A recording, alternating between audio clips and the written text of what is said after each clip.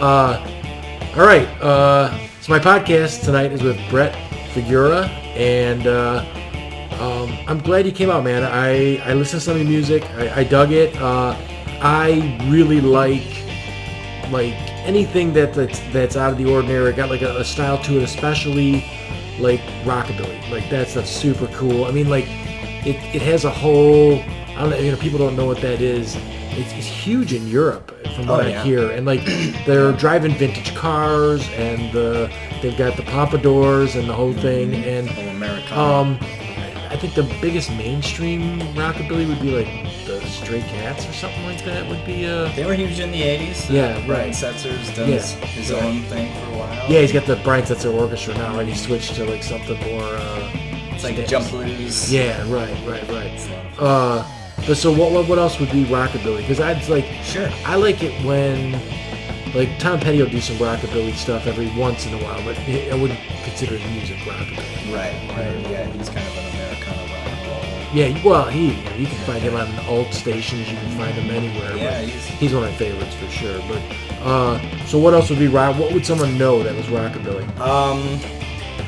The latest in the past few years that XRT was having good rotation was J.D. McPherson. Yeah. They were playing that. XRT is pretty much the other station. Yeah. Either that or XM Radio, which is something similar, like Spectrum or something like that. But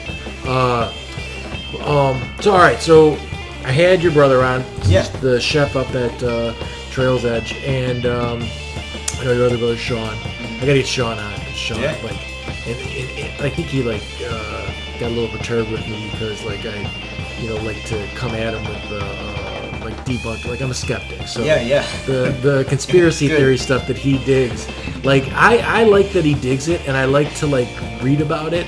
But for me, I don't believe in anything. There's no I don't believe in ghosts or angels or none of that shit. It's all just hokey bullshit. I mean, if someone had crystals, I'd be like, yeah, it's junk. This is great.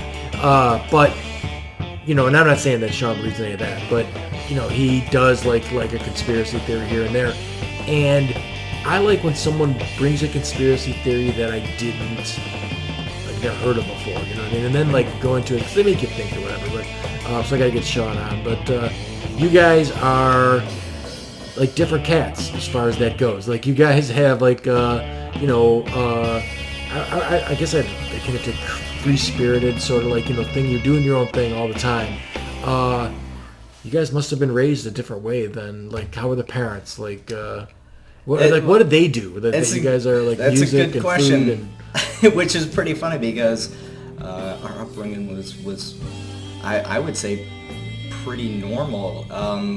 A lot of Sean and Kristen's friends frequented the house because their homes, from what I knew, a lot of them were breaking up. Parents were getting divorced. It was the 80s, and a lot of latchkey kids. You know, I was. Yep. So, our parents were welcoming of having the friends over. I'm sure part of it was, just knowing who your kids are hanging out with and what they're doing. Right. But otherwise, our parents are still together. All that sort of thing. That's great. Healthy relationships and all that sort of thing. The only thing I could say is music was a part of the family all the time. Now, what do you mean by that? Were they just playing music, or were they encouraging you to play music? Both. Our parents were working musicians.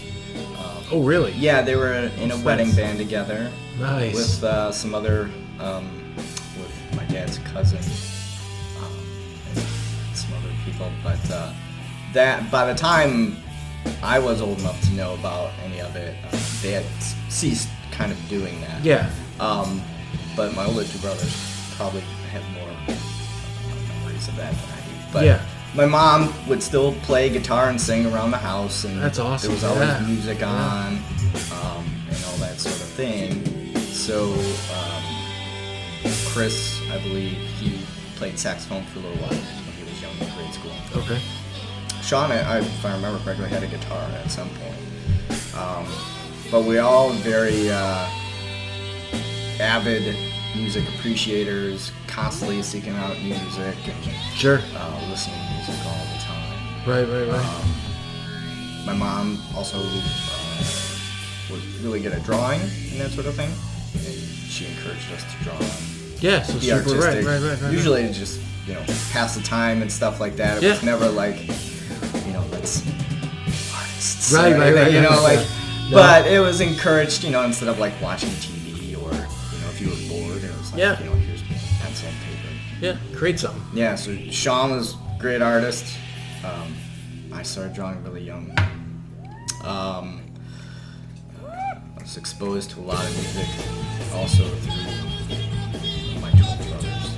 And, besides my parents. Sure. So what kind of music were you into when you were a kid?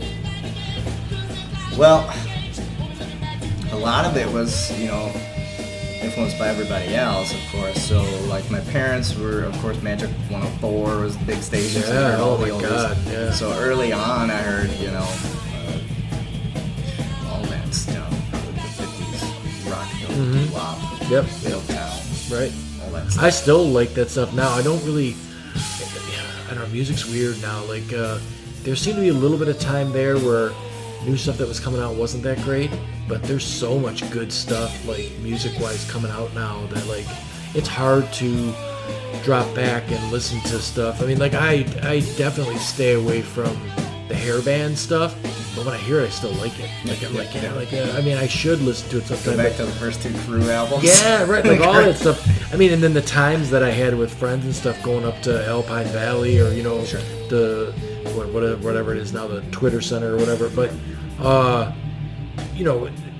but there's so much, like, and kids now are different too. I know that I listen to my dad's music, like a lot of Simon and Garfunkel, a lot of Loving Spoonful, and like all that kind of like hippie stuff, and then some R&B stuff and everything else, Motown. But I don't think most guys growing up listened to like their parents' music. I think I was the oddball in that one as far as that went.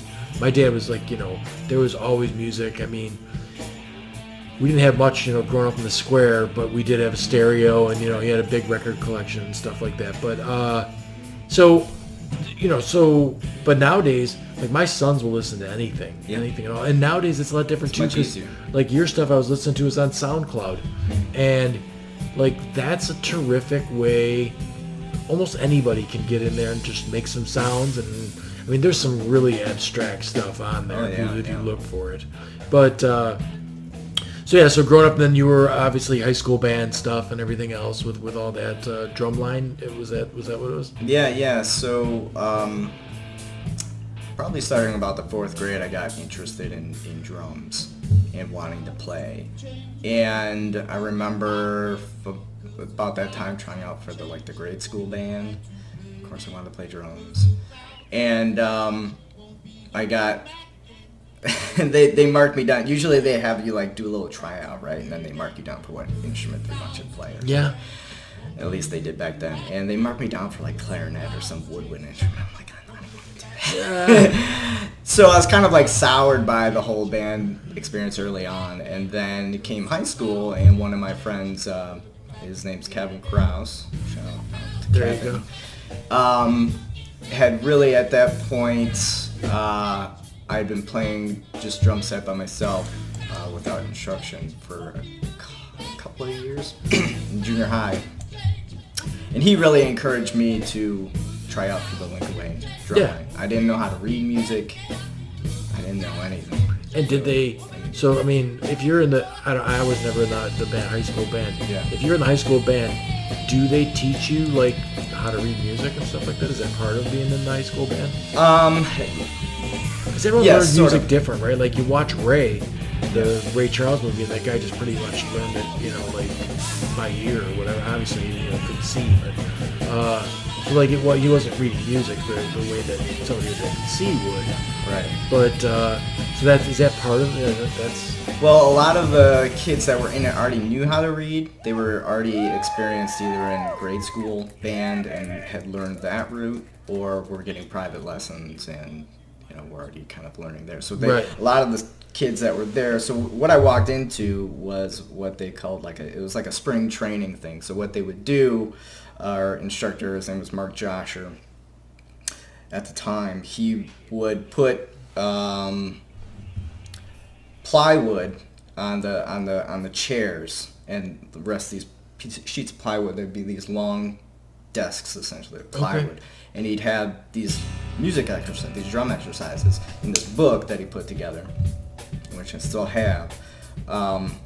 And we'd play through all these tunes. Some of these, he would have these exercises running to created tunes that he made through like a MIDI synthesized system. Okay. And then some of it was to actual tunes, like there's like an Eric Clapton tune, a Robert Cray tune, some like Peter Gabriel. Well, that's good. That's better than Mary Had a Little Lamb. Right.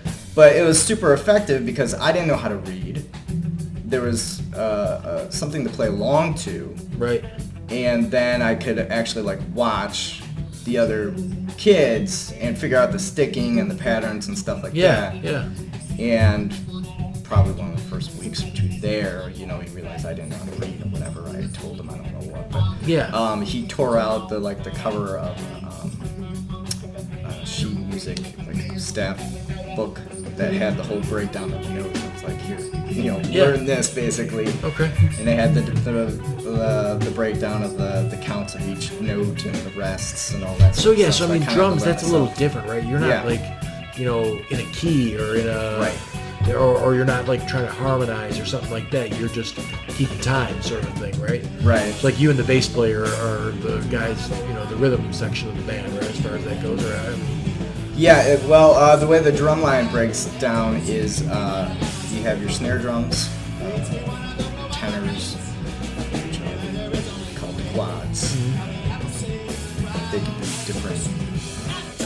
4 drums, 5 drums, 6 drums, 3. Yeah. Bass drums. I think while I was there, we had a section of 5 bass drummers, 6 of them. You have a cymbal line sometimes, and then you have the pit, which plays all of the melodic stuff on the keyboard. Right. All that sort of stuff, timpani, sure, concert percussion, and all that sort of stuff. Now, how about like being a drummer now, and that's what you still do now, right? Like, who's the vocals on the first SoundCloud one you got on there? It's like it starts out kind of surfy, and then like it's like some punk sounding vocals. Is that you? Probably not. Okay, all right. And I'm not sure what tune that is. Because there's a mix of stuff on my SoundCloud account. I'll have to, I should have gone through it more. But so do you do vocals from the drums or no? Rarely. Not Phil Collins, right? Yeah, no, I'm not that good. I appreciate any time anybody lets me sing in the background. Yeah. Because that's all I feel really comfortable. Every once in a while, I have some lead vocals on a few things on occasion in the last few years. Nothing like recorded, but just live shows for fun, doing like cover stuff. A couple years ago, we did a Clash that's cool. thing. Yeah. I sang something like that. I sang one of the tunes. Now, okay, so drums. I always wondered. I saw like Phil Collins, we were just thinking about that when he sings and he's playing the drums. How is that on your body? Because like he looked like he had some jacked up forearms, and I'm guessing that was from drumming. I don't know, but like it seems like drumming would be the only one that you can't do that when you're 80 or whatever like that. You know what I mean? Like it's got to be a tougher gig to do. Yes and no, depending on the techniques you're using. So a lot of it is just in the wrist motions, and literally create a fulcrum of a sort of lever between your fingers. Okay. So you're just using these mechanisms. So there's like repetitive motion or something from the shock. You know what I mean? Like so coming from the construction area. Sure. If you get a all-metal hammer, they pound nails real well, but they also destroy your elbow in the process. Right. Where a fiberglass one takes up some of the shock. Is there any of that going on in the drumming? Only if you're doing it. I don't want to say incorrectly, but like poorly. Yeah, right. Like bad technique. Right. Yeah, sure. So it's all about technique. It's all about utilizing the bounce and the rebound to create the next action. Okay. So that you're not forcing every action to happen. Yeah, right. In and of itself, you know. I got the cat. Yeah. Right. Try and get up here at one point or another. It's all right. So there's other techniques where you are using more of your arm. Okay. There's the molar technique where there's this sort of swooping arm motion. And what's that for? Just to try and keep different time? Or? You know, I haven't looked into it enough. I've looked into it a little bit because certain techniques will give you different tone qualities, different rebounding actions, and that sort of thing. There's an effect with this molar technique where you can essentially do like a one-handed roll because of the action that you're getting. Right. Well, the one-handed, the Def Leppard guy, I don't know how, but he plays with 2 feet then, right? That's what he's doing? Yeah, that's pretty amazing. So, you know, that stuff's, it's neat, and to me it's like, I try and do as much as I can with my sons, you know, my kids, but the music thing we didn't do. Like, I don't know if I talked about this before in a podcast, but my grandfather's dad, so my great-grandfather, came from Germany, and he required all of his kids to play an instrument. And, which, yeah, right. I wish that they would have kept that going because it would have been, you know, something neat. My dad's generation, you know, their whole family, I don't know who plays anything, but it wasn't required at all. Yeah. I don't think my grandfather was that thrilled with the fact that he was required to. He played like the clarinet or something like that. And then we, you know, I think I took one summer of guitar and that was it.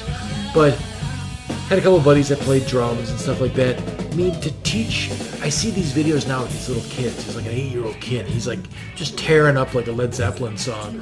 How long does it take to teach someone how to play, you know, something not too insane, but like some basic, like a basic, you know, like the, you see, I hear conflicting stories that like Ringo Starr was a really good drummer, and then I hear stories that he was really just a simple drummer as far as that goes. So I don't know where you fall on that, but watching him play in the early Beatles stuff, he's got like 3 drums. He's got almost nothing going on there. So like, how long would it take someone to play like, you know, I Want to Hold Your Hand or something like that, which is not a, you know, great drummer song or anything. Sure. I mean, depends on the student and all, but you know, the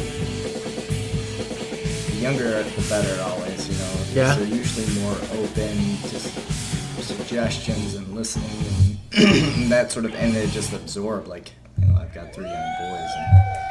And, now, do they all play something? My oldest plays drums. Nice. He picked up quickly.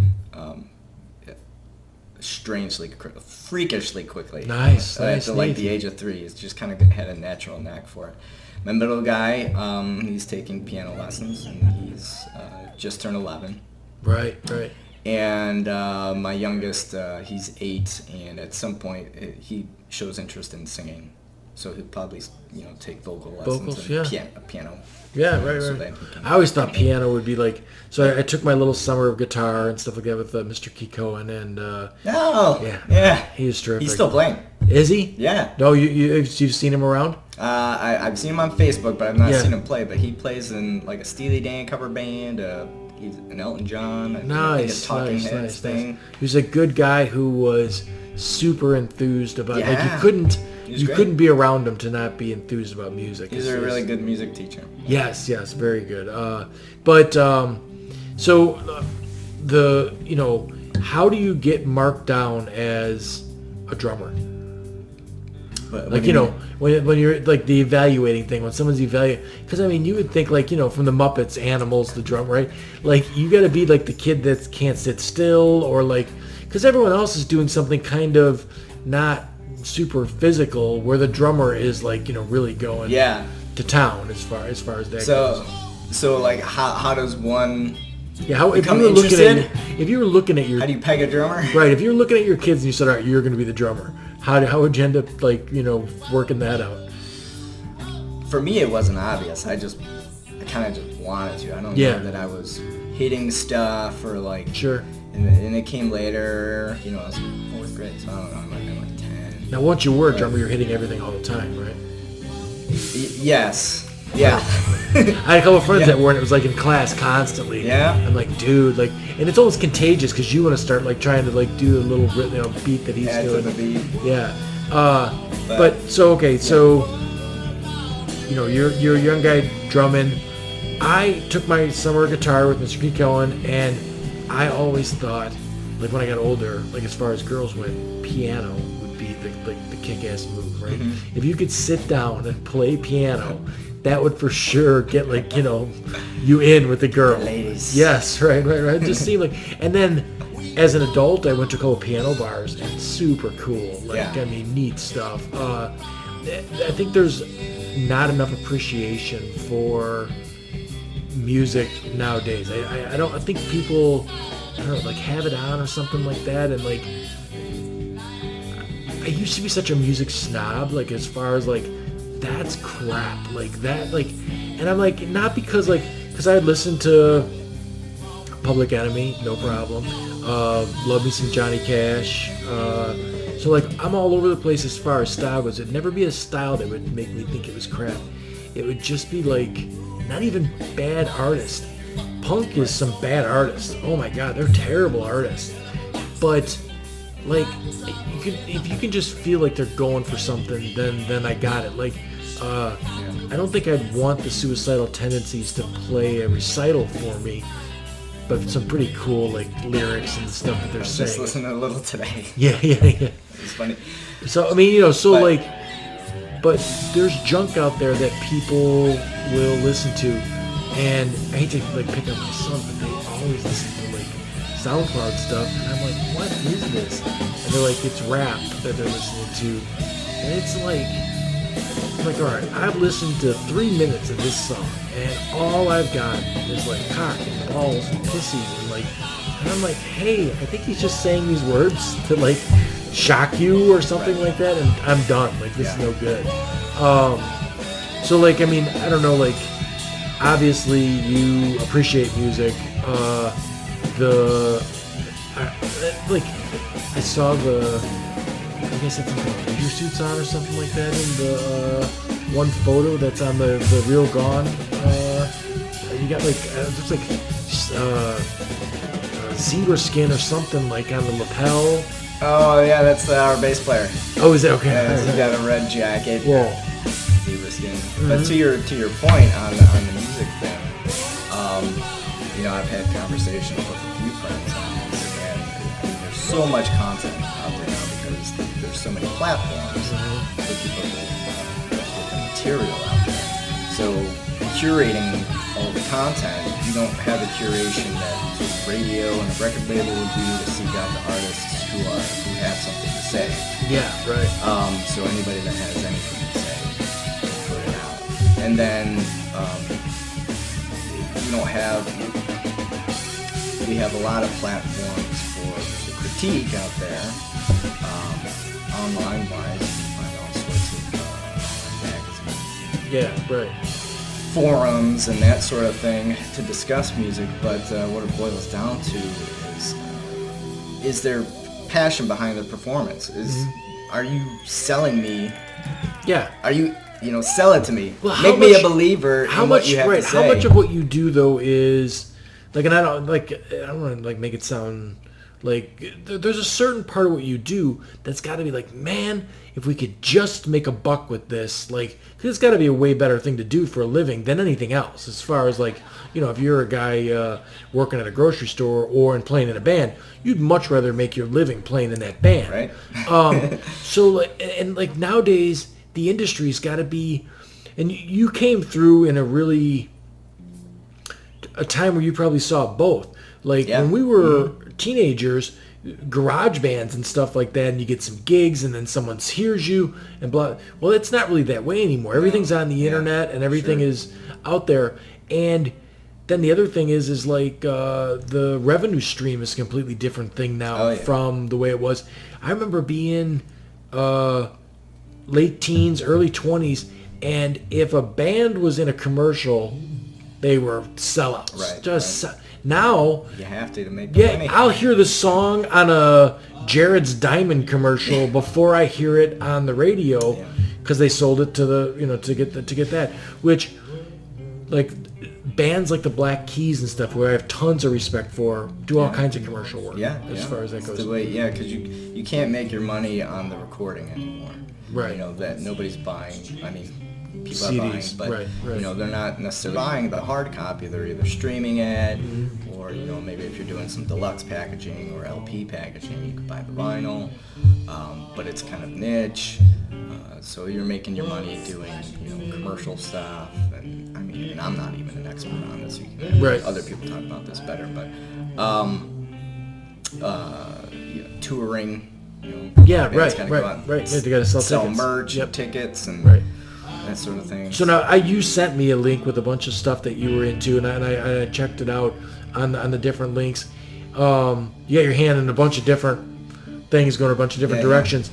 So like I had Bill Kenny on, and he's like, we're not even close to done. Like we're just gonna keep going and doing what we do. Yeah. And I think it's awesome. Like I think that there's a lot of people out there that don't have anything in their lives, and boy, it would be better if they had something just like that. Whether it comes to tuition or not, like fruition, that doesn't matter. You're still doing what you're doing and enjoying your time. Now, the bands and stuff that you're the Real Gone. How long's that been around? I want to say 2019. Might be a little over 10 years, or about 10 years. Yeah. And then now, what have you done with that? Like, do you have some CDs and stuff like that, or albums that you put out, or? We did 2. I guess you could kind of call them more like EPs. Okay. Not like full 12. And it's original work, right? The stuff I listened to sounded, or the Real Gone's not. No, actually, see now when I hear a cover, sometimes I don't even know it's a cover. Yeah, that's good though. Right. So the kind of impetus for that group was. Do you want me to go into the kind of backstory? Yeah. Okay. So I was working at a newspaper industry. Newspaper industry doesn't pay anything. And I was starting. Nowadays, I don't even know how that stays. That's another show. Right. But so I was beginning a family with my wife, Danielle, and. So our first son was coming along, and I'd been playing in bands for some time since high school and stuff, and most of it was all original material up until that point. And then so I was kind of thinking, okay, well, if I'm gonna be out playing music still, I gotta figure out a way to make money doing it. Right. I gotta be in a working band. Sure. So either it's gotta be like a wedding band or a cover band or a tribute band. So make some dough, right. So I figured at first it'd be great to kind of do something that would have kind of like a creative outlet, an original twist, have a little niche. And I started talking to an old friend, his name was Tom. He'd be a good guy to have. At my friend Phil, who I've been, he's a guitarist, Phil Lazari, I've been playing with him since high school. He's on much of the projects. He had a party at his house. Tom and I got to talking about surf rock and our love for surf rock. Which stems back to my parents. Sure. Adventures and stuff like that. Right. And so we got to talking about maybe starting up a surf rock band and making that kind of like a working band, playing old covers of Adventures, Dick Dale, band called The Shadows. We had talked about this band called Man or Astro Man, which was a surf rock band out of the 90s. There was kind of like a resurgence of surf rock in the 90s and rockabilly. Yeah, right.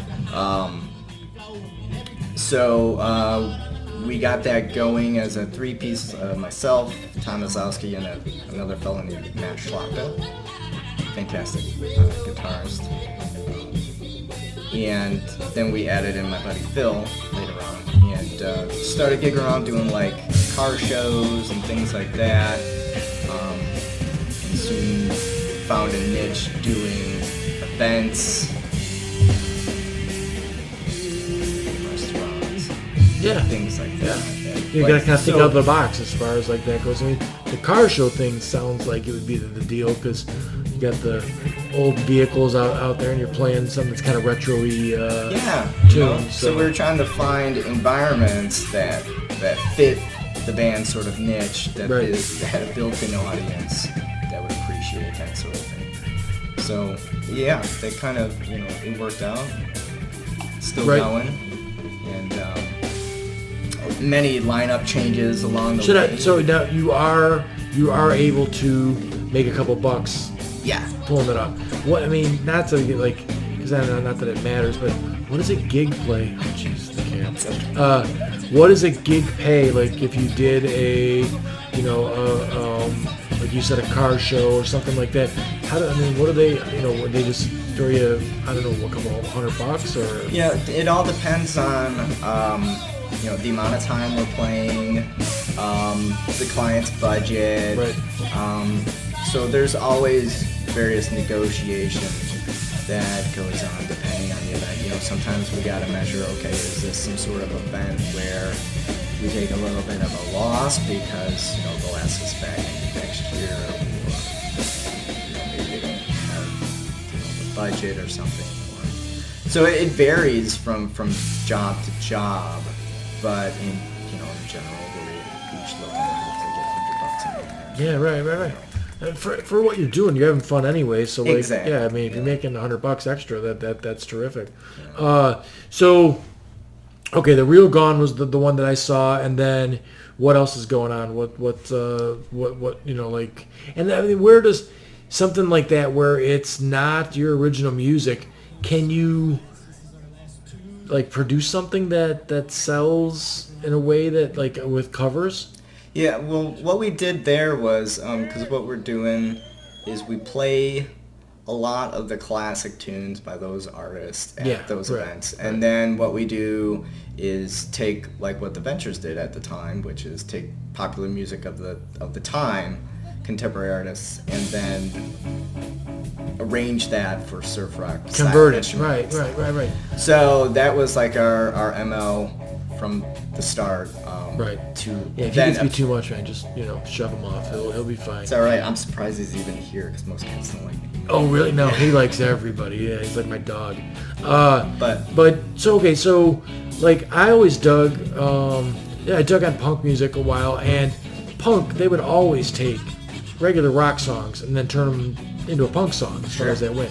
And some of it was crap, but a lot of it was like really cool. They would just speed it up and like there'd be some more screaming involved and stuff like that, and it was good. So I mean the surf stuff and the rockabilly is exactly the same. Like there should be no reason why you couldn't throw it differently. And like I said, the we were talking about before the podcast, the rockabilly stuff. I saw a whole documentary on rockabilly in Europe, and like they are all dressed like 50s cats, and the girls are all in huge dresses, and they're driving 57 Chevys and stuff like that. There's a culture here. Like yes, that, right. It's definitely a like I said, anytime just down he goes. I learned my lesson the first time he jumped up there, and I tried to like reject him from being up there. I broke a bottle of bourbon that was on the table. I'm like, man, I am never going to mess with that stupid cat again. And the first few podcasts, he wasn't hip to what was going on. So I would trick him onto my lap, and then I would take him and like throw him in a closet or the bathroom. And now if he's like on my lap and I head there, he's like, oh no. Right, I'm not getting that on. Not doing that. No. So anyways, back to the actual topic. Not my cat. To me, it seems like it's never too late for somebody. If somebody was 50 years old and they're like, all right, I want to like start. I hear people say stuff like, well, I'm just not musical and everything like that. And, doesn't matter, right? Put in the time. Yeah, right. That's what I did. Right, okay, and then, and I believe that. Now, growing up, there were people that, like, could not dance. They just didn't have any rhythm as far as that goes.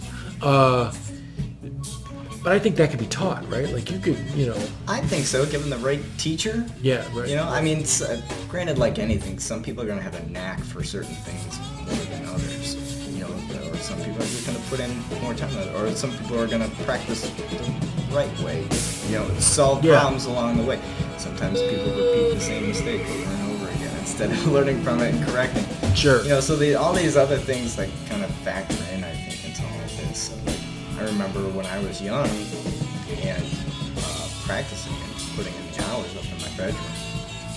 My brothers can probably attest to this, but and I didn't have a teacher at the time, but if I was listening to Zeppelin or something, trying to play along, or Motley Crue, which was like the first step I was playing with. I was playing along with Tommy Lee. Tommy Lee is who I wanted to be. Yeah. When I That's first started not John playing, Bonham, huh? Not yet. No, I had to be hip to John Bonham. But if I wasn't getting it right, I'd rewind the tape and play it again. Right. I don't know. Maybe that carried over from just actual like regular school, and like, okay, if I didn't get something correct, on my math or something, I'd redo the problem or whatever. I don't know. Right. I was a good student, but I would, I was self-disciplined enough to self-correct. Yeah, right, and keep at it. Yeah. Instead of and that's what it takes. I mean, that's what everything takes as far as that goes. I mean, I think so.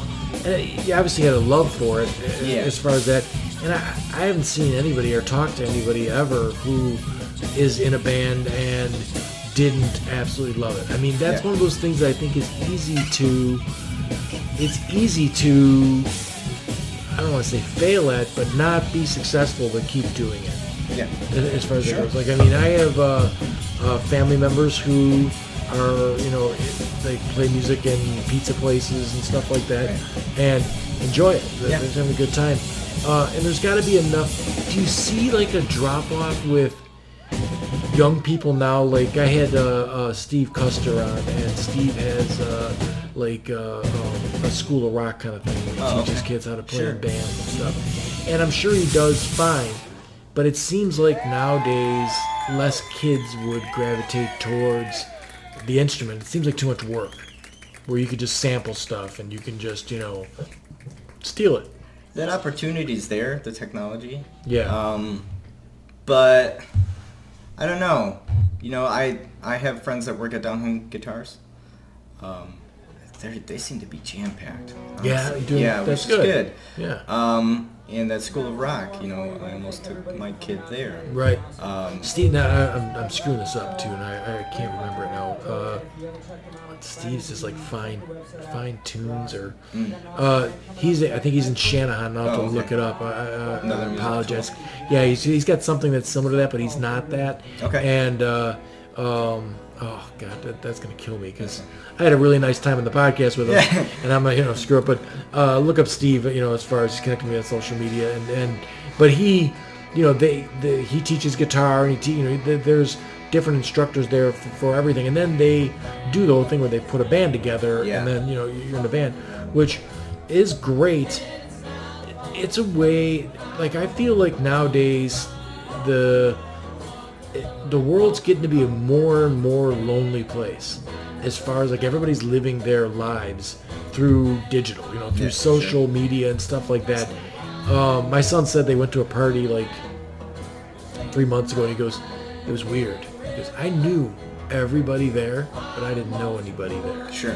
Everybody that's there, I'm connected with them on Instagram or whatever like that, but didn't actually talk to. I'm like, that really is weird, because I did not grow up with that. Yeah. I think music would be a great way to. It seems like bands that are unsuccessful have a better chance of staying together. Like you just keep playing because you're playing, but then when there's money and all that stuff involved, that gets involved, egos and everything, right? So there's almost like a blessing in disguise there. So I mean, your bandmates and stuff like that, like you guys, it's got to be great when you get together, because everybody in the Real Gone's got another job. Yeah. Right. So I mean, you're just happy to be doing this rather than the job that you're doing, with whatever you're doing. Yeah. So that sounds great. Like I had a guy, a jiu-jitsu guy on, And it was the same thing. Like these people, this is their fun. They get together and choke each other. Which just sounds a little crazy, but like that's what they enjoy. So that's what they do. And I know some people that are like in their 70s that are still playing woodwind instruments and stuff like that. So like you can do it for a very, very long time. How much competition's out there for getting a gig? A lot. Because there's a lot of working musicians out there, a lot of cover bands, a lot of tribute bands, which a lot of venues want to book because people want to hear what they know, which is understandable. But then the other thing nowadays is technology's made possible is when DJs come in, they can just spin stuff for relatively cheap. Right. And then a lot of like one or two man sort of band situations where it's like a dude with just a guitar and vocals and he's got like a box that can play pick up the rest. or whatever, or they're looping and that sort of thing. So that sort of thing makes it a little bit more difficult to get bands in there. And of course there's always the thing where the venue wants the musicians to bring all the people. Yeah, right. And certain gigs that make sense. Other gigs where if it's like a restaurant, bar sort of atmosphere, musicians really should be there to just create an environment. Yeah. Additionally to what you're offering your patrons as far as food and drink and that sort of thing. Yeah, right. If you're expecting to fill your restaurant because of the guy that's playing music that you keep telling you to turn down, then that's that's I always have not the correct route. I always have a problem with that. Like, if you go, we just had the 30-year reunion at Trail's Edge, and like, music makes for a good time. It's fun to hear the music, but like, if I'm gonna go somewhere and hear music, like I almost want to go and enjoy the music. It's like I don't take girls on dates to the movies because that's counterproductive for me. Like, I'm going to take this person that I don't know that well, go to a movie, sit there for 2 hours and don't say a fucking word to this person, and I'm watching this movie. That seems like a dumb date. So, like, it seems like if you're going to go somewhere to listen to music, like, it's got to be the most annoying thing in the world to be a guy playing music and they're talking about their day at work in front of you. Like, hey, really? Like, It's okay if you know your role once you go into the gig, and there's times where I love that. Like if I'm going into a restaurant or some aspect where the band is part of the environment and not the focus, it's an, I don't want to say it's an easy gig, but it's a low pressure gig. So I know I'm going in there and I'm not the main focus. And the eyes aren't on you. Right. I'm creating an oral environment for people I never to have thought music about in the that way. background. Right. So I know what my role is there and I can accept that. It's when you say, hey, come to my show, pay your $5-10 or whatever it is, and they come in and you're playing for them and they're talking or sure. Then you're like, why did you come? Sure, you paid your money. Why are you talking? Right. You're standing in front of me. You're supposed to be paying attention to what we're doing for sure. Right. So it's as long as the musician and the venue know each other's role, it can work out. Yeah. Right. That's no problem. For me, I've done plenty of restaurant gigs and things like that. Now the scene, how is that? Like, okay, so like, there's been all these different scenes as far as like, you've got the, Seattle scene with Nirvana and Alice in Chains and all that coming out of there, Pearl Jam and stuff. And then like Chicago had its scene as far as like a Chicago scene. We're kind of like south suburbs and stuff like that. What is there a scene anymore? Is there, are there artists that you see all the time? And I'm glad you asked that. Yeah, Chicago gets all the props and focus. Right. But for the past since the early 2000s, there's been development in Joliet, a large sort of group of us, musicians and artists and things, in this south suburb area, have been sort of building this scene since the early 2000s, and a lot of it is focused around, are you familiar with Chicago Street Pub? Across from the Rialto Square Theater. Okay, yeah. No, I know where that's at, sure. So, there's a couple that owns that pub, Kathy and Mike Trisna, and back in the earlier days, a fellow named John Condren, who's a singer-songwriter, really great singer-songwriter. They own, the three of them, I think, owned that pub, and I was in a band called Stone City Stragglers. And there had been a scene developing around this pub in the early 2000s. They were supporting a lot of local musicians, singer-songwriters who were writing original material. And there's, in the south suburbs, it's really difficult to find a venue that will host original music acts. They all want tribute and cover bands. Right, because they know that the music's going to be what they think it's going to be. Right. Yeah, so, go ahead, finish this, but I got a question, because like it seems like if you had original stuff, they'd really want to listen to, like, do they got to listen to a whole damn set of what you're going to do? Yeah, well, they would host like open mics. They have like, I forgot the guy's name, but there's a guy who has like a small like publishing company who was doing like poetry readings and slams and stuff. He also did stuff at the Green Mill, I think. And, he's out this way. But so it was kind of this really creative atmosphere, and it still is. So it's still on. But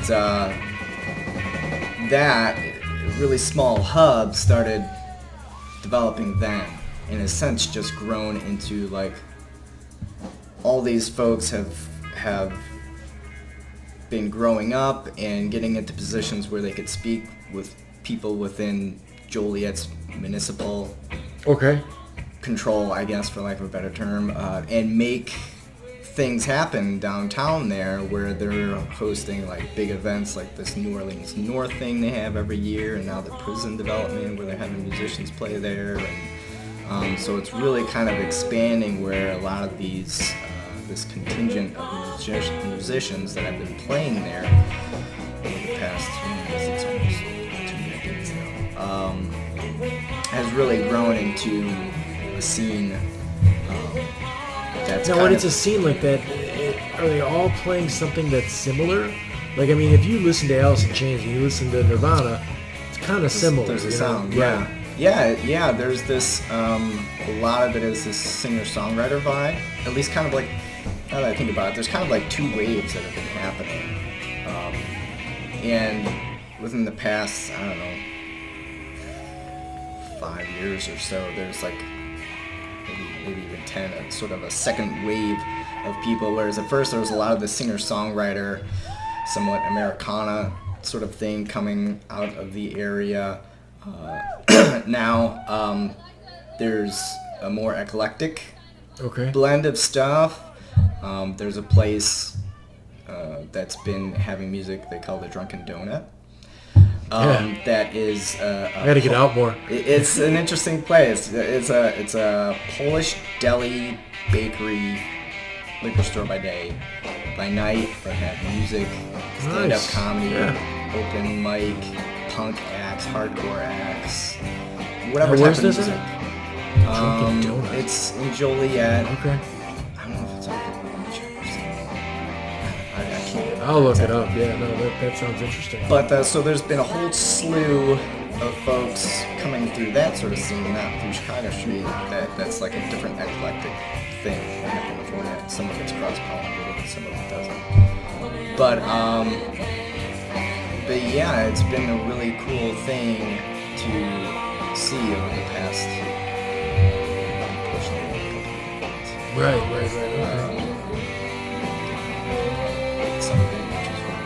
Right. Now, anything take off? Anyone out of like the local stuff, like you'd be like, oh wow, that really worked out well. You know, like getting there's so much major weird label signage well, or something. Yeah, see, like there's that, like there's so many angles. Like you could, you know, being a working artist, like there's people in film that needs, like there's, you know, like there's just so much different stuff. I mean, is everybody's route trying to get signed by a major label or something like that? Is that the route that everybody's trying to do? No, I don't think so. No. I think most us musicians realize these things. That's super tough, right? Yeah, that's not really so much a thing even anymore. I think a lot of, people I talk to say it's all indie, you know, self-put out, whatever. Which is it not, do you feel that's better for the art? Like, so like, you know, when it was so commercialized at one time, like, you know, every label was just looking for the next Motley Crue, and then you got Poison, and it always seems to be that when you get one of those things where it's going a certain way, like you had all the hair bands and stuff like that, for me it always seemed to be like it starts to be a copy of a copy of a copy, sure. And then it ends up being this like really goofy thing after a while because it gets distorted into like this mess. Oh, totally. And that's the industry because they're just looking for the next Motley Crue, and then, you know, you've got then you got Winner. Right. Not good. No. So I mean, that kind of thing is kind of gone now, where it's so indie. People can really do what's in their heart, right? They can do their own art. Yeah. You know, that is a beauty of it. You know, where you don't have the pressure, but you know, also too, on the flip side of that is there is a certain beauty to the fact that it was, if you did get signed and you properly managed your content well, and had good management, which is probably rare, but you can make a living off of it then. You know, they're gonna back you, they're gonna make sure they're gonna market you. Right, like there's so much involved. Actually paid. You know, this is like, now, you know, it's so tough. You have to have a backup plan, I would think. Like, you can't expect that it's gonna last forever. You gotta be a hustler. Like, you gotta just go now, for it. Are there people like that are out there trying to there's a couple of shows on that are like comedian based, and there's always someone trying to be like a manager. You know what I mean? Like they're not a talented comedian, but they're like trying to get these comics and like book them into different things. Mm-hmm. Is there a guy running around that's like, hey man, I could manage you? Like, do you run into that? No. I wish I did. I tried to get one for the real though for a long time. Yeah, right. No, it seems like that'd be the way to do it. Have some guy hustling for you. I didn't want anything to do with booking the band. I wanted to make sure like we could rehearse and we're figuring out what we're gonna play or whatever. And it's a lot of work, like plugging away at calling people and trying to sell yourself and sending out the one sheets and like, you know, calling back again. Hey, did you get that? Would you have us? Or, you know, trying to get the gigs. And a lot of what I had to get over in the early part of it was dealing with, you know, the rejection. Like, do I send this out? You know, I was able to get us on XRT, but like I had to get over like a lot of like insecurity of like, do I want to send this out, you know, to Richard Milne and have him go, this sucks, you know, yeah, like, no, I'm not putting this on or whatever, you know. But you know, it worked out. At a certain point, I was like, all they can say is no, so I'm gonna send it out to whomever, whatever. Right. That was my theory on hit on girls. Yeah, can't hurt. Hit on 90% of them, and then, you know, if 8 of them say, I would have figured that out. Right. 8 of them say no, then there's still 1. Right. But yeah, I tried to get several different folks to try to just so I didn't have to do things. It's just sending out emails and responding. Yeah, I figure that's on a commission. It's in this guy's best interest to hustle his ass off. And he doesn't have to practice an instrument or any of that kind of shit. He can just like get out there and try and push something. Yeah. I was like happy to pay somebody 10, 15, 20%. Yeah, to get his gigs. Right. Yeah, that never panned out. But maybe it was for the best because a lot. Now, what about like I see people that get gigs as like, you know, as just a working artist, right? So like these guys need a drummer, and then they pick up this guy. These guys need a bass guitar, so they pick up this guy to do whatever they do. Yeah. I mean, you know, I don't know how that industry works.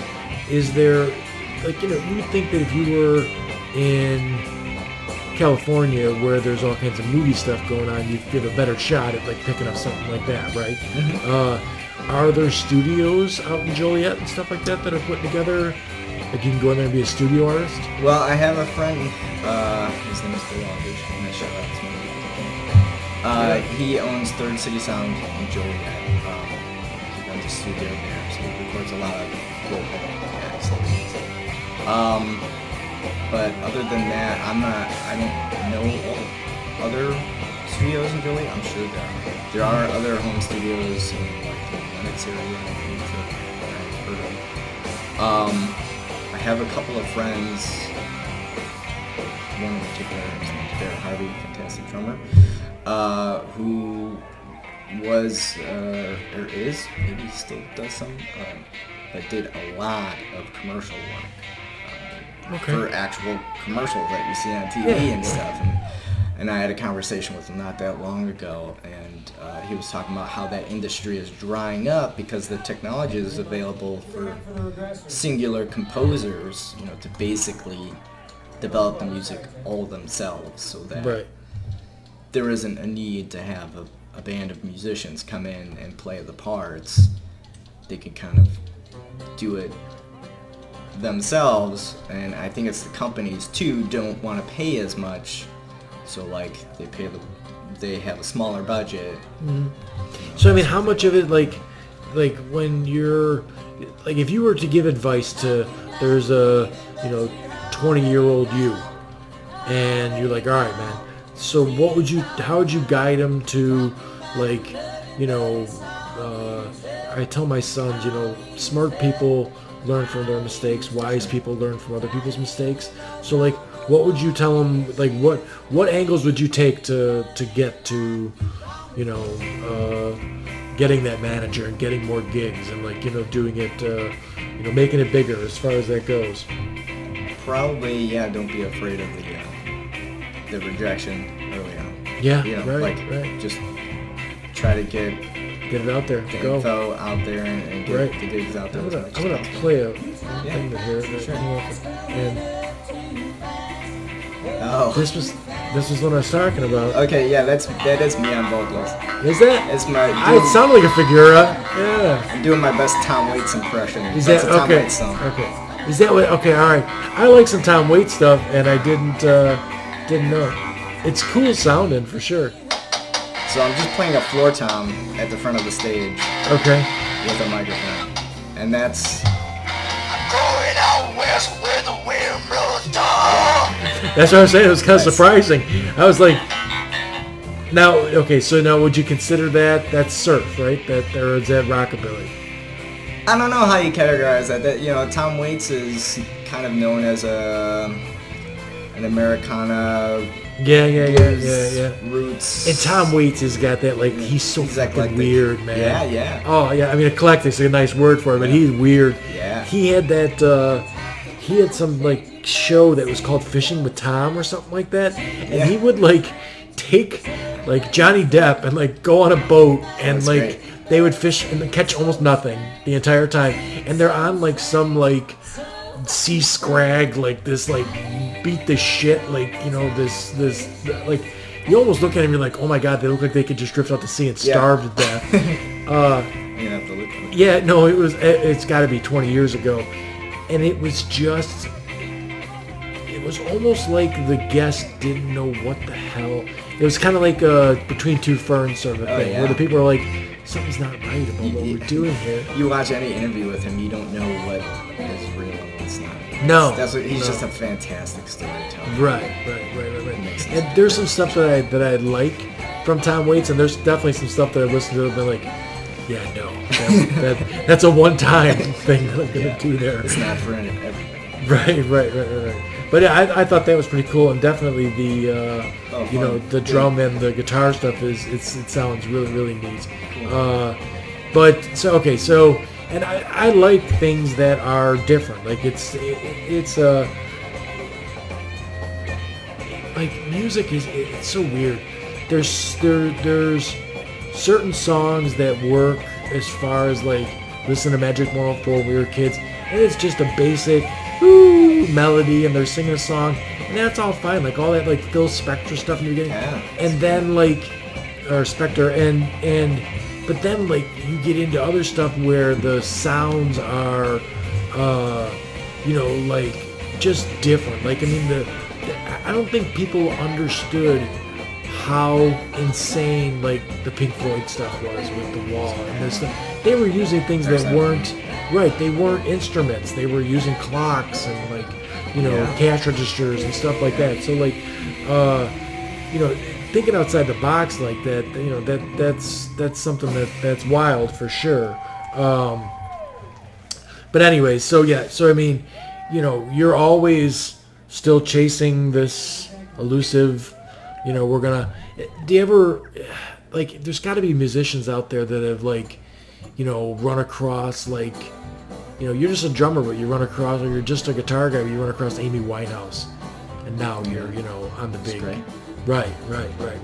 So I mean, like, are you ever out scouting for that like superstar to like, get in with the band? Or, to latch onto? Yeah, right. To coattail it all the way, or? No, I don't necessarily like. See, I don't think I've ever really sought that out. If I've seen local artists that have impressed me, I'll definitely let them know. Hey, that was a great show. Yeah, right.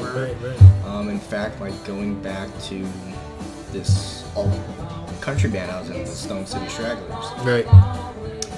Went out one night with, I worked at Threshold Records at the time. Went out with my co-worker who was dating this girl named Allison Maroney at the time.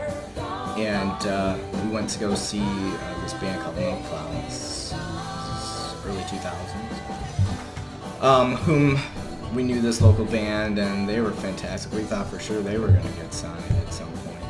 And my friend's girlfriend ended up sitting in with the band towards the end of the show and started singing. And I was like, oh my god, she's got like this fantastic voice. Killer voice, right? And I had just started jamming with this guy, Brent James, who started this asked me to be in this old country band.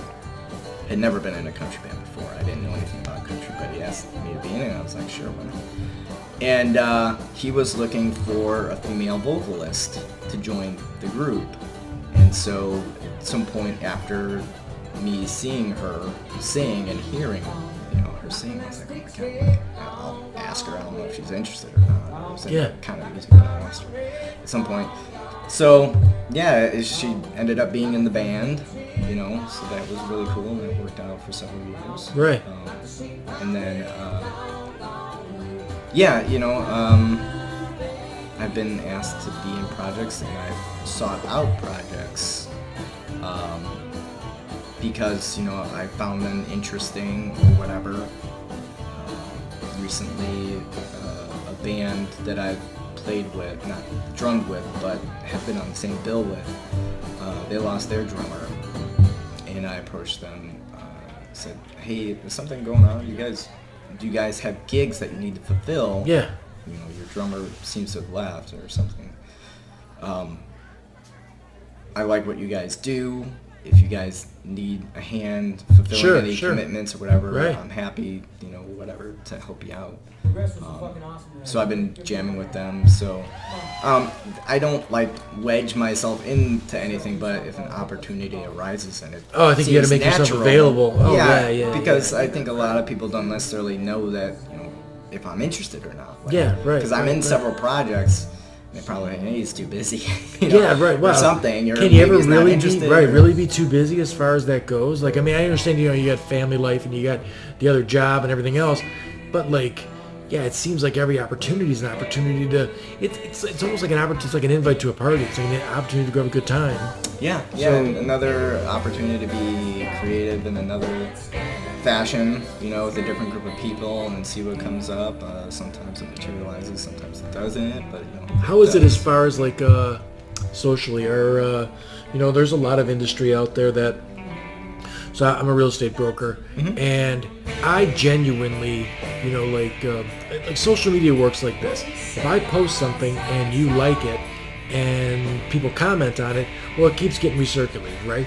So like when somebody that's in real estate that I know, posts their thing, it gets a little annoying when it's like every time she farts next to a real estate client, she's got to post about it. Yeah. Which, I understand you're trying to drum up work or whatever like that. But I always try and like it or, maybe comment or something like that because that helps that person along. Yeah. Where there are a lot of people in the industry that they put on a smiley face, but, it's the Motown song, The Smiling Faces, where they're... Tears of a Clown? Yeah, well, no, that's the Smokey Robinson. Which one? The smiling faces, where they're smiling at your face, but like they're That's actually right. dicks. Right. Like they act like they're okay, but they really, every single person they look at, like if they see somebody get a $500,000 listing, they're actually inside just green and upset and everything else. Sure. Is the music industry like that? I mean, or is it like everybody's pretty cool? Because I like to be around people that are cool as far as that goes. Like even with the real estate stuff, I don't have a jealousy thing. Like some of my good friends sell way more real estate than I do, and great, man, that's great. Yeah, you're my friend, so I don't care how that works out. But I sell. Maybe it's because I sell enough to get by, or work out or whatever like that.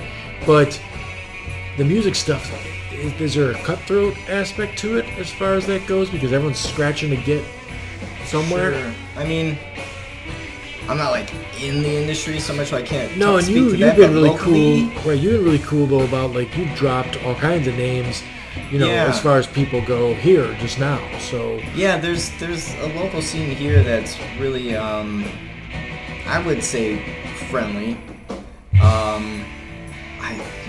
I've never run into anybody that's been egregious. It's not a Mean Girls Club or anything like that. No. People are like, oh, they suck. Every once in a while, someone might get upset about like, I wish I would have been on that bill or something like that.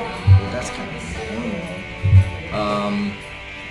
But yeah, the only time I really ran into that was younger when like you're rehearsing weekly with a group of guys and like it's this Three Musketeers, all for one for all, like this is the band and we're married to each other and this sort of thing. Yeah. But all the people that I'm playing with these days, we're all kind of older, like we all got other jobs and like we're not like chasing after like getting signed or anything.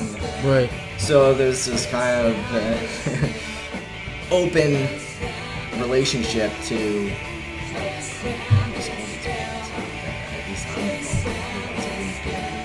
would think somebody would get mad at me for playing in various different things. Sure. Everybody's kind of playing in various projects. Everybody's got eclectic tastes. They want to play with, this singer-songwriter, and then they want to go maybe play in this kind of heavier rock band later, or, they're gonna do this weird experimental thing every once in a while, and then they're gonna play some hardcore that stay with this other band or something. There seems to be such like obviously there's levels to everything, but like it seems like if you're Eric Clapton or you're one of these like a big time successful band, I've been listening to like Cage the Elephant and stuff like that lately and stuff. Like it seems like if you do the monetary change is so different as far as like you're either a guy working for a couple $100 on a gig or you're a guy making millions of dollars. There seems to be nothing. Yeah, right. There doesn't seem to be very much middle ground. Like there's not any mid-level. Like I make a few $100,000. There are some groups around here that I tried to get the Real Gone in with a few like talent broker agencies that had like some sort of bands that are, I would say, like in between where like maybe the real one would be and then like major label acts. So they're like these bigger working bands that get like a lot of work. Yeah, you see them at CD and Me and stuff like that. Oh like, yeah, you know, right, so like they're working a lot. Maybe the guys have day jobs, but like they're working musicians. Like sure. So you know, there are guys that are in this other probably like a pool where they can make a living, but they're right. Yeah. At the time, the name of the business group was Green 13, but I think the name's changed. But like, that was the group that I went to with the Figura. They had several like musical entities that they would you know, tailor to whatever their needs are. Yeah, right. You know? Sure. It was like a really smart. So now you're 44 years old. You've pretty much like almost January. There you go. Okay, That's all right. 49. Hey, I don't want to make you any older. That's for sure. So like you've got your influences and stuff like that. You've got the directions that you like to go in. What's the biggest influences on you as far as music goes? Like what bands? What band? Or you know, I mean artists even. Yeah. Wow. It's really hard to say because I'm a graphic designer by day, so I'm sitting at my computer all day long, and all I do is hunt for music. I'm always on the lookout for new to me stuff, whether it's old 78 RPM content. Sure. That I collect those or stream from Spotify on Spotify and YouTube, kind of all day listening for music. Field recordings, from Africa, or it's jazz or country, like Cash style country. Yeah. Haggard or Hank, or the classic single name. Yes, artists. right. Or now I've just got. You're saying Hank Williams, right? I've got hundreds of playlists on my Spotify profile, and it's all over the map. So it's hard to nail down an influence. I could speak to like what kind of informed me, like in my development. Yeah, so what were your influences as far as that goes? So like early drummer's on, odd to me as far as that goes. Like you can. The drummer thing, like, I would think that's like different as far as music goes. Like, I mean, my sons just looked up. We were just looking up the number one, like, I don't know who was rating them, the number one drummer or something like that. And they had like, the top 10 drummers of all time. And then like we looked up I think Bonham was number one on there. And then we did the bass players were like Flea was number 2 and stuff like that. We did the lead guitar and then vocals and stuff like that. And Zeppelin was pretty much like the highest rated with all of them. They were like in the top. I want to say their bass player was number 6. Mm-hmm. That was the lowest, rating of them all. Yeah. Page and Plant were obviously, highly ranked also, and Bonham being number 1 with the drums. So like, and Bonham was obviously for me like wow, like it was. The playing barehanded and stuff like that, like amazing, wild stuff. And then another one that was like stuck with me with the drums. I think the drums stuck out in the song was that Iron Butterfly, the God of DeVito. Oh yeah. Like, is it just the drum? It's 17 minutes or whatever it is of drums. It's great, and they're not even. It's not intricate. A lot of that too is the production quality and how they mixed it. You just. It's just plowing through, driving the tune, and it's not even a fast song, but it's just driving. It's propelling. Sure. Momentum of the tune. Right. So who were the guys you looked up to? Yeah, early on, I was when I was first learning how to play, it was the Ventures, which I heard from my dad. But at the time I didn't know the drummer, but Mel Taylor. Then as so I would play it along to. Now the Ventures, what would be the song that everyone would know from the Ventures? Probably Walk Don't Run. Okay. Right. It's surf rock stuff, and then the other one that you named was the Wipeout guy, right? And that's by the Safaris. I don't know who the drummer was there, but of course every kid wants to play Wipeout. Yep. There was other sort of Magic 104 stuff where I would just play along. Right. One of the first albums I got was Shout at the Devil. I don't know if you're Tommy Lee. I seen him on the MTV and I wanted to be like Tommy Lee. We saw him at Alpine Valley and he was in the cage. Yes. His underwear. So spinning and everything else, So I would play along to Shout at the Devil first, then moved on to probably like Too Fast for Love and doing that. Then once Girls came out, that just hitting that catalog along the way and stuff like that. I didn't even think about him as far as like looking for him on that list. Like he's a solid player, He doesn't get enough credit, I don't think, but I love that Too Fast for Love album. Like his playing on that and the songwriting, the poppier, that transition from the 70s into the 80s. They had like a little bit more glitter rock, 70s rock to their writing style. I love that album. But moving on from there, the first album I think I bought with my own money might have been Faith No More's Epic. Oh yeah. And that was a terrific. That was one of the ones that like really caught me because Faith No More was different. Like that was certainly not your normal Mike Gordon style of playing. Yes, totally different. Yeah. Very influenced by hip hop and rap. Right. A lot of times he's not playing hi-hat. He's playing these rhythms across the toms where it's just large impacts, like just hammering away. And so that was an interesting different style. For a while I was playing along to the Indian song. Among the Living. That was it. My brother Sean was really Metallica. Oh yeah. And so they kind of freaked me out for a while. I was like, oh my god, that's really heavy stuff. Yes.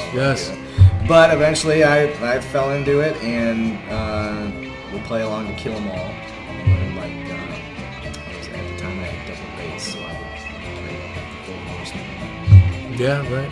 all those tunes on. Oh no, I saw Metallica in concert like 4 or 5 times, and they had everything.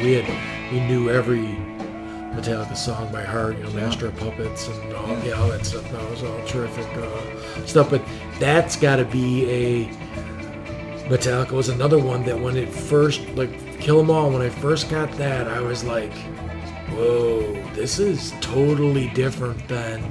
The rock that we were listening to. Like, this was like the uncut shit. This was like, pure cocaine was going on. I mean, those guys had to be on a lot of speed because, it was just fast. From what I understand, they were beer guys. Oh, really? They were at that time. And what they were responding to was stuff that Lars was into from overseas. Like Motorhead and these other artists that were doing this faster, edgier stuff. Yeah. The Ace of Spades. Yeah. Right. So I guess at that point in time, once I started getting into Metallica, some of Sean's friends were super cool at that point in time. They were in high school.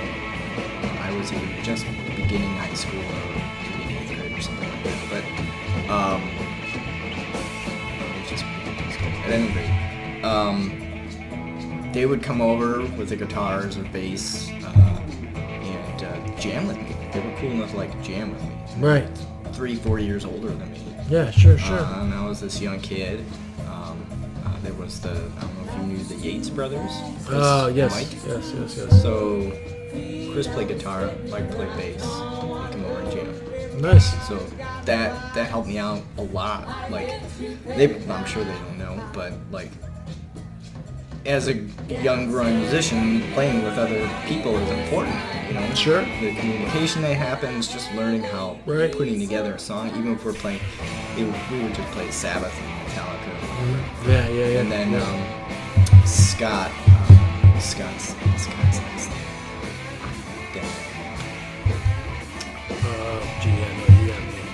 Anyway, and I see him every once in a while. He's married to another high school friend of mine, but Stasel. Okay. He would come over, and he was more talented than the Yates brothers. He would write his own material.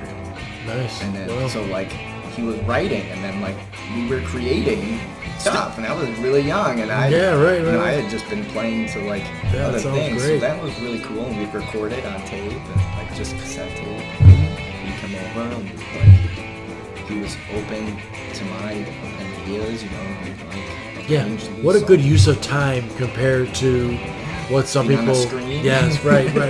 Well, the screen time thing. Oh my God, I am seriously like. I've curtailed it as far as that goes, but my screen time, like, I've got to get it down. Yeah. Like, oh my gosh. It's tough. I'm not that bad, but like, I do find myself like checking my phone over nothing. Like, dude, stop looking at your fucking phone. Yeah. It's crazy. And kids nowadays, my sons are super, super busy all the time, but boy, if they are not, they are looking at their screens. Yeah. It's an too easy thing. much. Like, I don't know what to do. I want to just see what's going on. Well, they say it's the checking the refrigerator of the 2000s or whatever. It's true. Right, because I mean, when we were kids, you go to the refrigerator, nothing in there, and go back again.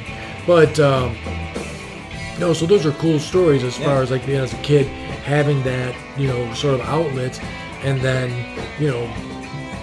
I think you're as a little guy you're immediately treated like you're cool because you can play the that thing. Yeah. I remember seeing people that I thought were like not cool, and then like he had a guitar, and I'm like, holy shit, you totally play like like. And don't get me wrong, like having two older brothers, I was treated like the younger brother for a long extended period of time. Yeah, and but, even when I did start playing the drums. But having some people come over and recognize, he's got something to offer. Yes, right. It's I a know, pretty that's big great, deal, right. So that it was really good for personally my like self-confidence. Yeah, that, and I mean, that sort of thing. Girls and stuff like that, it's always cool to have like, something going on as far as you have something you can do as far as that goes. Where most of us couldn't do shit, we were like running around like, I mean, like getting in fights and just doing dumb shit just because you didn't have that sort of thing. So, I would definitely encourage parents to get their kids involved in something like that. It's the one thing that I didn't do with my sons that I kind of wish I did. I wished I had some sort, but there's only so many hours in the day as far as that goes too. And I always tell people too when they speak to that it's never too late. You're not dead. If you have the faculties. Right. Right.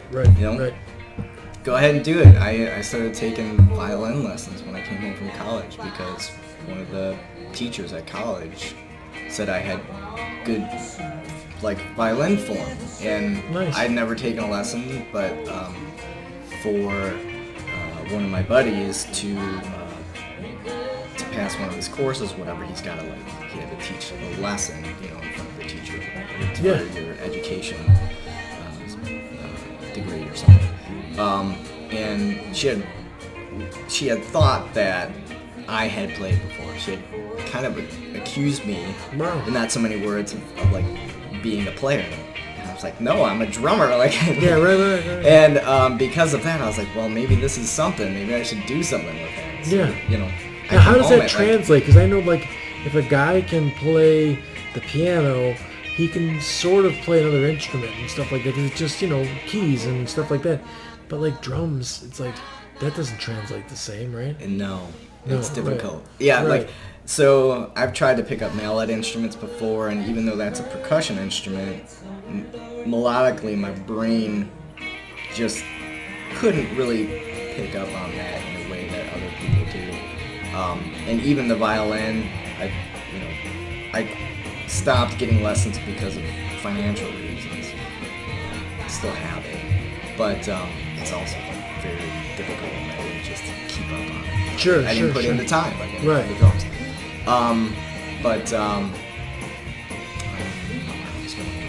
Just that the transition from playing drums into something else. Yeah. So we do have a piano in the house now, but I have to say it's a whole lot easier. It's immediate. I could look at it and I know where C is, and I know I could figure out the rest of the notes from there, and hit it and get something out of it. Yeah, right.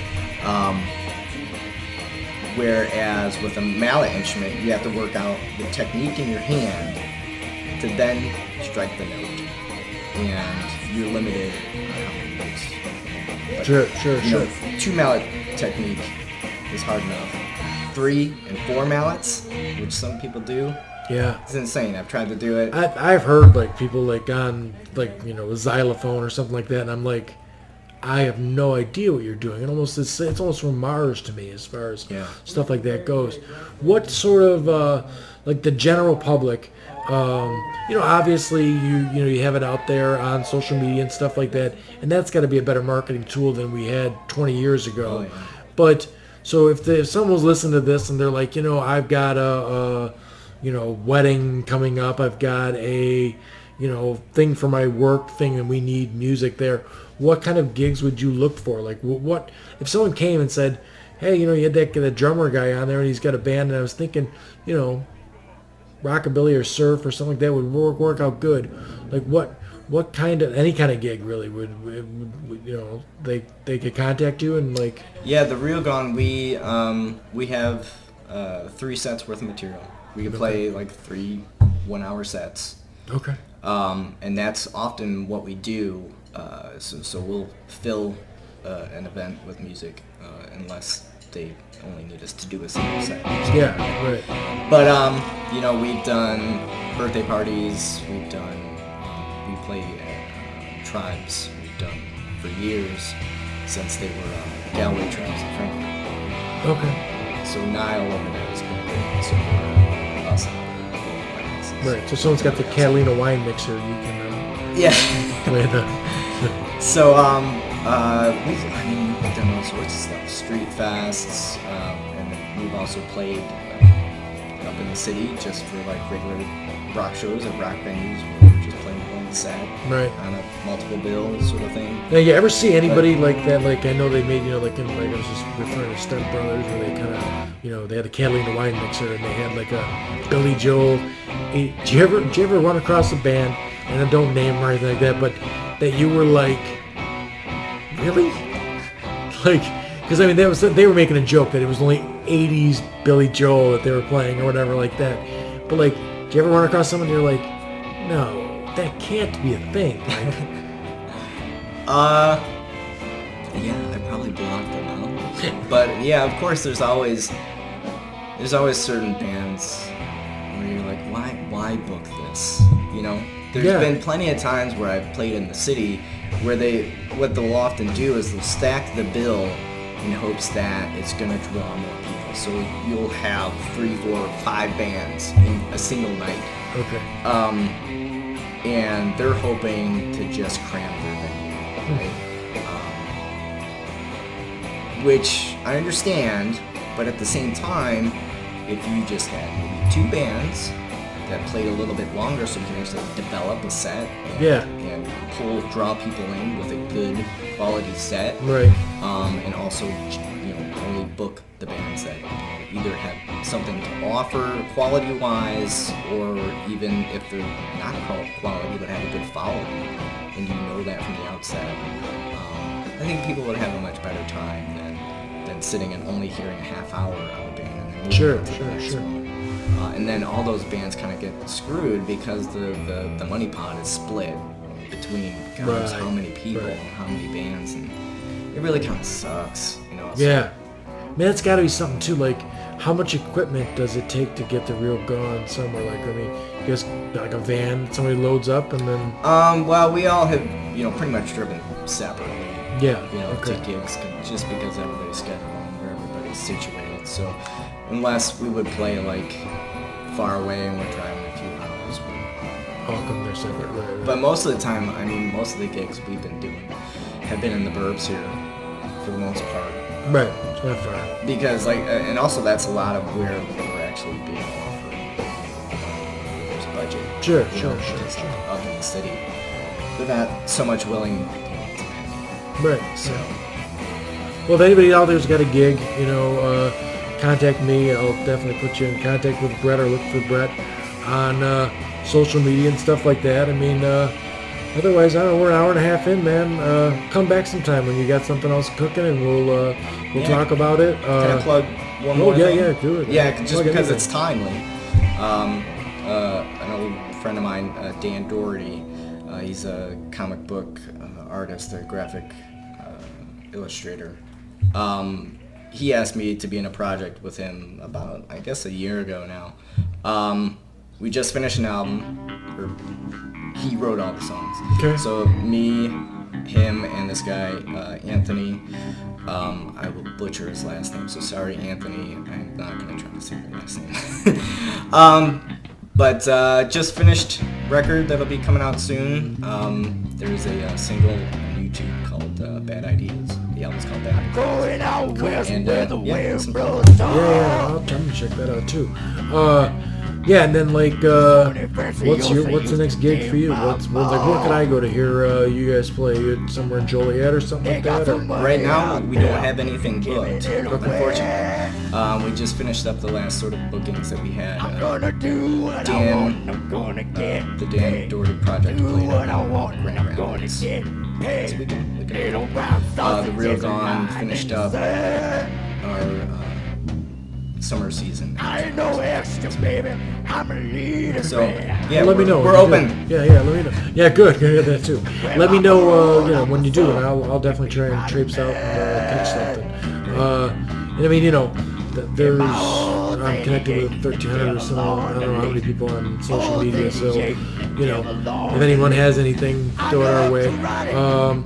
Again, guys, subscribe to the YouTube channel, please. I'm not gonna harp on that anymore. Like, I don't really care about it. I like to have the conversations. I like to talk to people who, do something that, like, to me, I know it's like probably like one of the biggest obstacles would be like if you were independently wealthy, not like wealthy, but like you had enough money where you didn't have another job, you could focus everything on that. That would make for better. But like to me, that's not like it is what it is. I like to talk to people who do something that they're passionate about, and I don't care if it's like you have a job where you work for whatever, like doing I can't think of anything like say it's mundane or like you're just a fireman or something like that, but you have this other thing that you're really into. I'll talk about the other thing you're really into all for however you like to. The music thing to me is always, it's something that someone has to develop, but once you develop it, like no one can ever take that away from you as far as that goes, and you can go do it. So no, it's an interesting conversation. I dig it. I should go out, like I pretty much just reach out to whoever, like throws like a bunch of people just threw your name out there as far as that goes, and like I said, I've known your brothers for a while. But like if you have something good cooking, like let me know. I'll gladly mention it on another podcast. I don't care. But anyway, so like I do this for the conversations. I like to have the conversations. It'd be nice to have more subscribers. If somebody that's friends with Bret listens to this, please click subscribe. That'd be great. If not, whatever. But what you call it? Thanks, man. I appreciate it. It was interesting. I haven't had a drummer on, and I had a lot of drummer questions as far as like I'm not, wasn't really sure how that you had to drive your parents nuts. Yeah, my drums were up in my room. Oh, yeah, that's a great place for them. Right? Yeah, and up on the second floor, and I would usually, luckily, they didn't come home from work till later, but I would usually come home from school, and what I would typically do, and I started playing roughly in the 6th grade, what I would do is typically come home, do my homework, watch an MTV, and then go up in my room, and MTV had music versa. On it. Yeah, watch the videos, the top 20 video countdown. And I would play for hours, 2 or 3 hours. Right. Usually. Now, did you have, like, I saw guys when we were kids that had, like, the soft pads that they could play on and stuff pads. Like that. So they weren't, like, making so much noise. Yeah. Now, can you really get a feel for what it's going to sound like when you play on that, or not what it sounds like, but what it's for is mostly developing the rudiments, exercises, and things like that. Sure, Your sticking. I had one. Used it very well because I begged my dad to get some actual drums. Yeah, right. So when I finally got those, I was like, who needs this thing? Just this piece of wood. But super I often cool would. that your parents were as cool as they were about it too. Yeah, and then once I reached high school, then they moved into the garage, for band practices. Because I eventually got involved in bands, right? Yeah, your parents were never like, all right, this can only happen from this time to this time because we're not going to listen to that stuff at 10 o'clock. Yeah, and neighbors too. There had to have been once or twice where cops came out.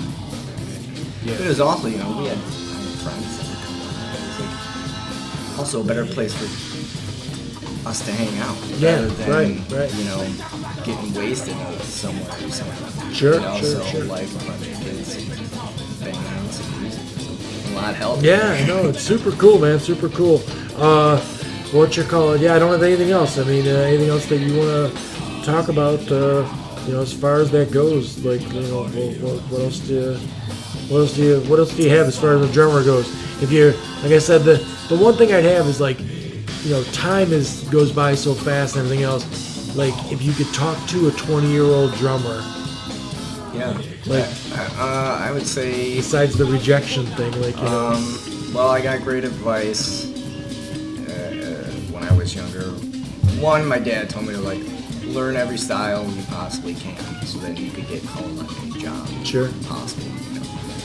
So that's got to be a big one too. Like, to have parents that were making even a little bit of money as a musician that's pretty amazing. Like, you think that would definitely translate to you take that further as far as that goes. Yeah, I mean, I probably should have listened to him a little sooner and joined a working band much earlier. And then I was just in original projects, so all these bands were writing. Right. But yeah, that would be another sort of thing. Is do the creative thing and have that, but also get a working band, so that you can get money in your pocket playing music as well. The other advice that I got in college from my percussion instructor. Professor. I was getting requests to sit in on gigs in college that I wasn't so sure that I was cut out for, jazz gigs and things like that. Right, sure. And I was trying out for the calypso band that they had there and other sorts of various different styles of stuff that I was musician that was He gave me the advice of, if someone's coming to you and asking you, they obviously feel that you could handle it. So jump in, dive in, just do it, and figure it out and work at it and that sort of thing. So that was fantastic. So I did a lot of things I wouldn't have otherwise done, like joining the jazz band, like join an avant-garde little ensemble, the Caribbean band, the country band. After I graduated, right. I would dive into anything that anybody give me any sort of inkling of them wanting me to be a part of.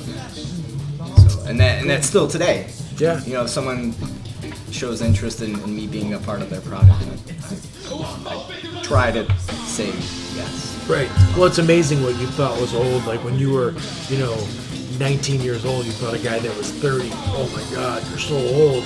And then when you were 30, you're like, I'm not old at all. Like, it's nothing. And then, you think a guy that's 50 is old. When you become 50, like, I'm not yet. But I mean, when I do, I'm not going to think that's old. I'm just going to be who I am. So, like, my advice on everything, like, even the podcast stuff, I'm 48 years old. Like, I was like, on the hell with it. You know what I mean? I'll just go do it and see what happens and, find the people I meet and stuff like that, which I've been thrilled with it. So cool, man, cool. Well, I appreciate you coming out, and if you said you did drop me a couple names, I'm actually going to take them down from you, the couple people you thought I should have on, and I can give you a lot more, actually. Yeah, good. I know a ton of creatives that be Yeah. interesting Conversation. folks. Yeah, Good. people that are involved in lots of interesting things. Sounds good, man. Yeah. Sounds good. All right. Like I said, subscribe, and then check us out, iTunes, Google Play, all that kind of stuff. All right, man. Thanks. Thanks. Cool.